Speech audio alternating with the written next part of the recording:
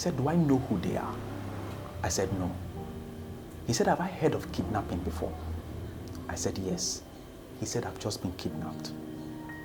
He said, and do I know what will bail me? I said, no. He said, 50 million naira.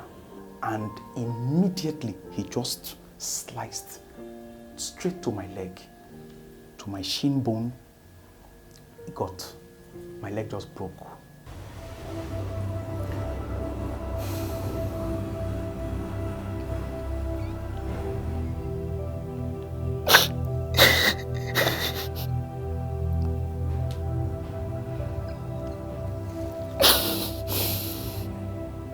I was a victim of kidnap. It happened on the 19th of February 2021. I spoke with my wife that I would love to go over to Warri. So I told her I'll be traveling the next day, which happened to be on the 19th of February 2021. It was on a Friday. For those persons who may know the Benin bypass very well, the moment you finish the turning that takes you away from the Benin Ore road to the turn, there is a slope you will go through. The moment you go through that slope, there's a bridge overhead. After that slope, if you're actually driving, the next thing you will do is you want to apply, a requisite speed, so that you can start on the highway. The moment we got to that slope and got down and I was about to just speed off, when suddenly I just heard gunshots. So the moment I turned to the left, I just saw like 4 gunmen. They came out from the bush and started shooting into the air and shouting that we should come out. We should come out of the car, every one of us from the different parts of the car. So the moment that is done, I just raised my hand and they opened the door. I raised my hand. They said I should come out and lie down. I should come out and lie down. I came out of the car and I laid down on the road. When I was lying down on the road, I first thought it was robbery. So my own was, let them just do whatever they want, so long they should just spare my life. The next thing I just heard the leader said is, this one, he has family members. They will come and bail him, take him inside. That was when I realized that this was not just, an ordinary robbery. The next thing I heard was, oh yeah, get up, enter the bush now. When you move, I shoot you 1 bullet to your head, 1 bullet to your head. I just raised my hand. I said, I will cooperate, don't shoot. He said I should start going. So we got up to one place, an open space, although still with bushes and all that, but it's a bit open, plain and clear. So we sat there. They said I should lie down. I lie down on the ground. One of them was in front of me. The other one was behind me. We're just standing.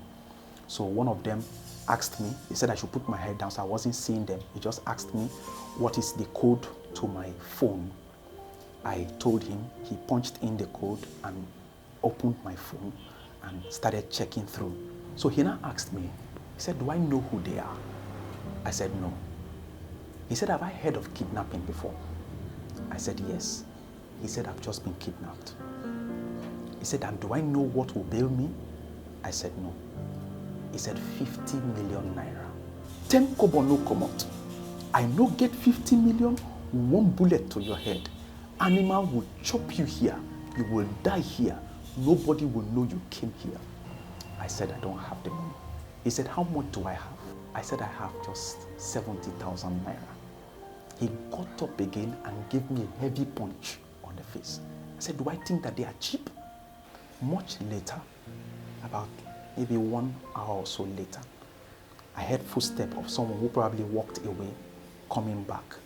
He came back and then said in Hausa that they should make plans and start going back to maybe their shop or their place. That was how I interpreted it, that they should start going back to their place.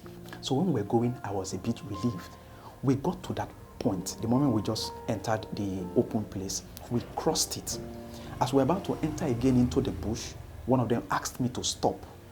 When we were walking in the line, I stopped. The 2 of them walked past me and gathered within themselves again. I bent down and they were talking. They talked. After some time, they shared themselves again into the 5 and 2. 5 of them were about to continue on the same route. And then one of them amongst the 5 ordered me, said, hey, follow these people. And when I was to follow them, it turned out that we were going back again into the bush. So when I realized that, my feeling just dropped. I was really afraid. Earlier on, the guy had said, this one, they will kill me. And now, instead of going again to the road, we started walking back to the bush. All my heart, I was afraid. I was walking in between them. The one in front of me now stopped and asked me to walk past him. I walked past and I was waiting whether he said, no, don't stop. He said, they go. They go. So while I was going, I noticed that he wasn't following me because his voice was becoming distant. He said, they go inside, go inside. The fear, my thought was, it's like they want to shoot me now because I wasn't seeing them. I walked to a distance. He said, okay, stop there. He said, put your head down, bend down. When I succeeded in turning a little, I saw that the one close to me who asked me to go inside, he was holding the gun. He would face me and then turn to the guy behind. When I looked to see what that guy was to do, he had already bent down about to say his prayers. Notice they are Muslim prayers. I just leaped from the position where they said I should bend down and I just ran into the bush and I started running. As I was running, I heard him, he just said, hey! And my plan was to just run to anywhere, maybe just to hide. But I never knew that the bush itself is very thick. You will literally need, even if you are walking, you will need a machete to even cut your way through. Otherwise, the grass and everything will catch up with you. How much more running? I didn't know. If I had known, probably I would not have run. And the only thing I could do was to turn back. So the moment I turned, I saw that guy running after me with the machete in his hand. Right there, I just told myself, I said, I'm almost finished. So the only thing I could think of to do was to also run after him as well. I just heard it, I just said, fight him. So I ran after him before he got to me. Both of us got to the point. As he was bringing down the machete, I held the machete like that. His hand was on the handle and then on the edge. We both held the machete and then we started wrestling. He tried to see if he could turn me over. I too was trying to see if I could turn him over. We started, struggling and seeing who can actually win the machete over. My thought was, even if I get the machete, what can I do? And my own also was, if he gets a hold of the machete, it appears that I'm almost gone. I heard him there when he was struggling with me. He was calling on the other guy. He was calling and calling, but that guy couldn't get up because he had already started praying. So it was just me and him. We struggled for a while, but I was very weak. I have not eaten since morning. They caught me since 1 p.m. I was tired. He too was very strong, had very strong hands, tall, slim. You will know that these guys have actually, they are not just joking. So he toppled me over, just shook me like that. And the moment I lost balance, he waved me. I fell to the ground. So I was still holding the machete, even when I had fallen.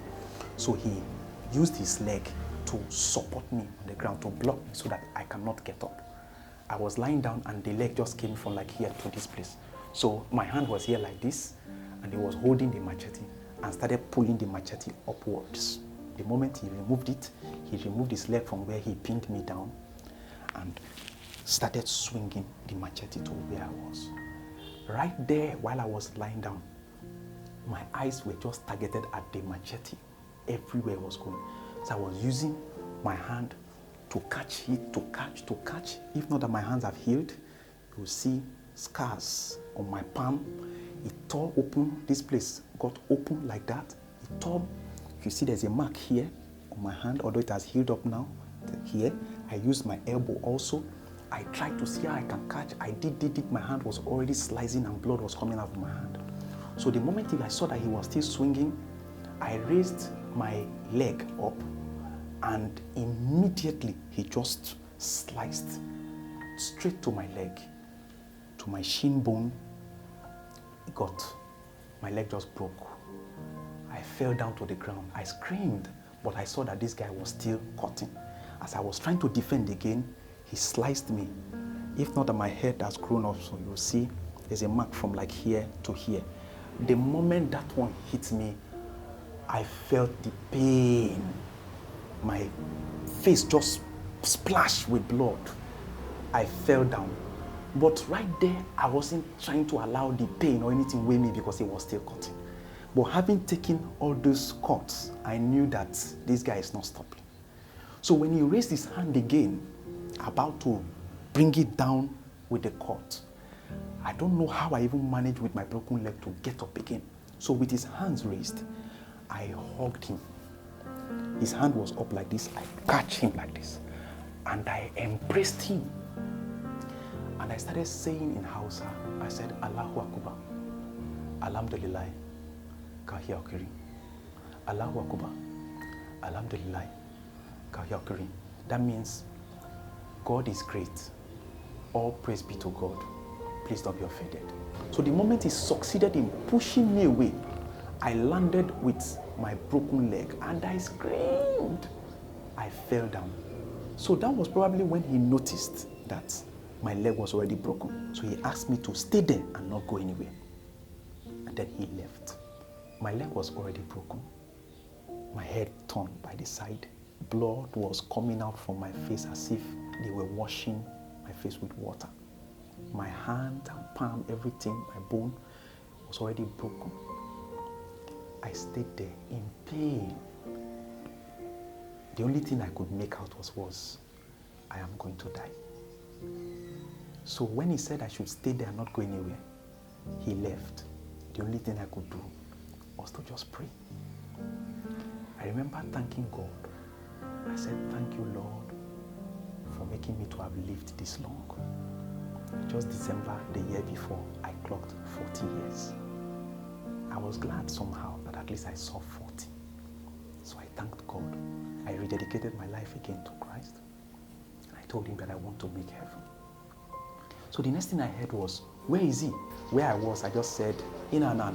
I said, I'm here. I'm here. I just raised my hand. I said, I'm here. So he shined the torch, and all of them with torches came over to where I was. They shined the torch so bright on my eyes. So when the torch was facing me, my thought was, they are going to kill me. I heard the leader say, look here, look here. So I thought initially that he wants to maybe distract me, and then they'll just fire. So I wasn't looking at his direction where he was.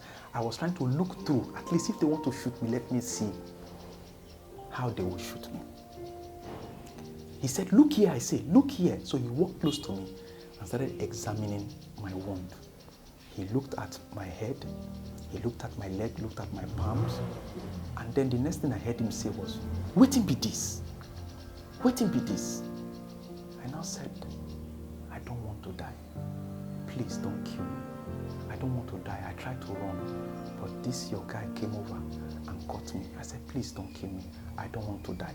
The moment I said that, the guy that I had that wrestle with, that did all the macheting, came up from where he was and said, me that you fought with, said, I will make sure you not come out of this bush alive. Wallah, you will not come out of this bush alive. And then he walked away. He now said, how do I want to do? I said, please don't kill me. He said, it's not kill. He said, how do I want to do? I said, please, there is money in my account that they should take the money from my phone. They said they don't want my money again. That doesn't want my money again. That how do I get out of this place? I said, I can get out. He said, but my leg is broken. I said, I can get out. He said, yeah, let me stand.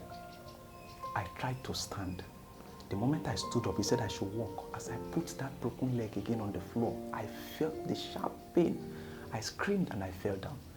He now said, Wallahi, if you no fit waka, we shoot you here. We waste you here. I think that was the word he used. He said, we waste you here.